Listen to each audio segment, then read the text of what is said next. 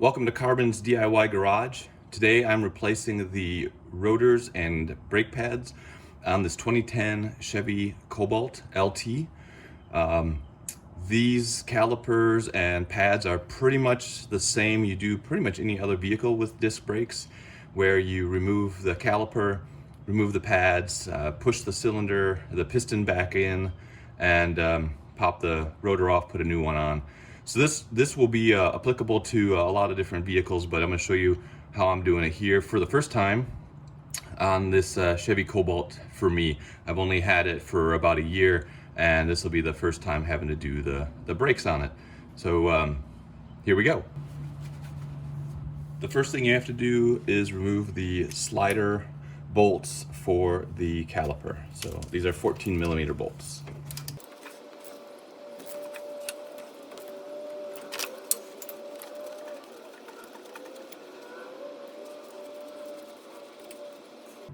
And these are what the bolts look like. They're not incredibly long, and they're not in that. Once you get them on break the torque, pretty easy to get them out. I'm going to use my C-clamp to squeeze the pads just a little bit to back off the piston so I can remove the caliper more easily. That's all it took, was just a little bit of pressure. And it came free. So now I'll just lift it out of the way.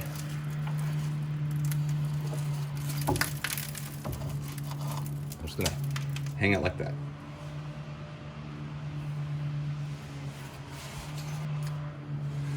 So the pads really aren't that bad, but I just wanted to go ahead and get this done way earlier than I guess I needed to.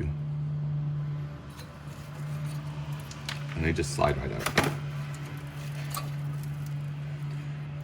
You can see I had lots of brake life left on these, so I'm just really doing it because I wanted to do all four wheels at the same time, but this one had a lot of life left.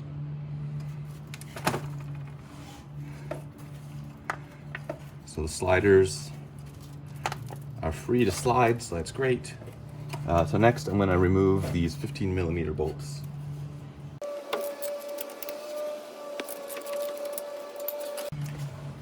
These should be torqued to 80 foot-pounds, so it takes a little bit of bicep to break these free, but they come off pretty easily once you get them loose.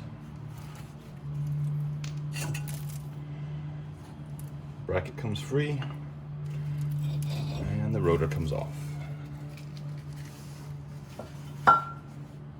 Quick inspection, everything looks really good inside here, so I think I can just go ahead and prep the new rotor and new pads and get it put in place.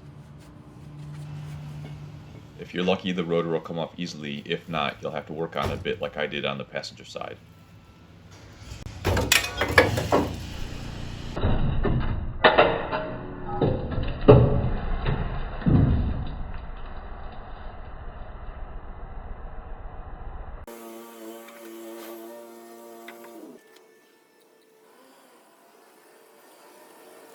Apparently it was landscaping day when I recorded this, so I turned off the video volume. Obviously using the mallet here to try to get the rotor loose.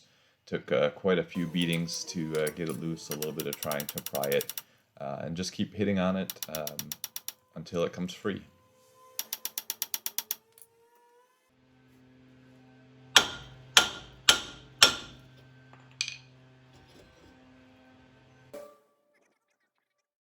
For prepping the rotor and the bracket, first I took the clips off the bracket and use a wire brush to clean it off and just get all the dirt off of it. Then I compare the rotors to make sure they're the same size. And I use carb cleaner on the rotor surfaces first, and then some fine grit sandpaper just to scuff them up a little bit. And then clean them up with brake cleaner before taking them over to the car to actually put them on the car.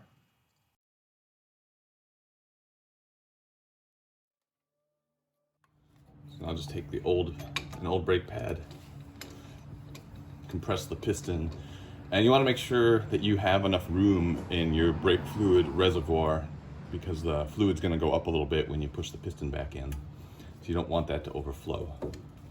So I know I've got enough room in there.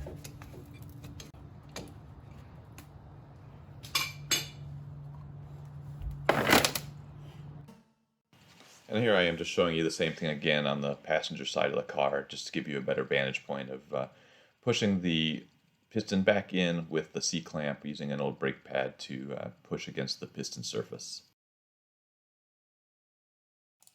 Putting the rotor on for good, so I'm just cleaning off both sides one last time with brake cleaner.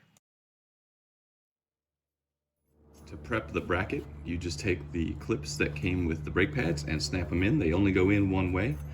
The side tangs face down, and just clips over the ridge there, and you just push them in.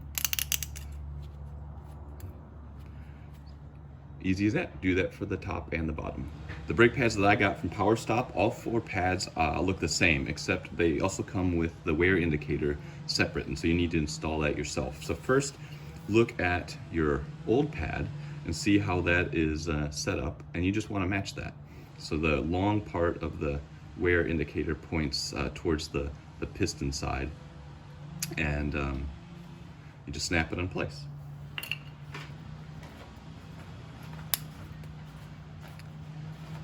And it snaps in place so you know that it's on.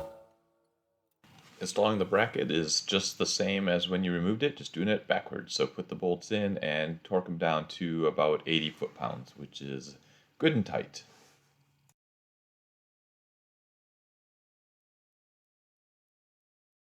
Installing the brake pads, I like to put grease on the tabs that go on the sliders, and then also on the surfaces of the pad that hit the piston and the back of the caliper to avoid as many squeaks as possible while I'm out driving around.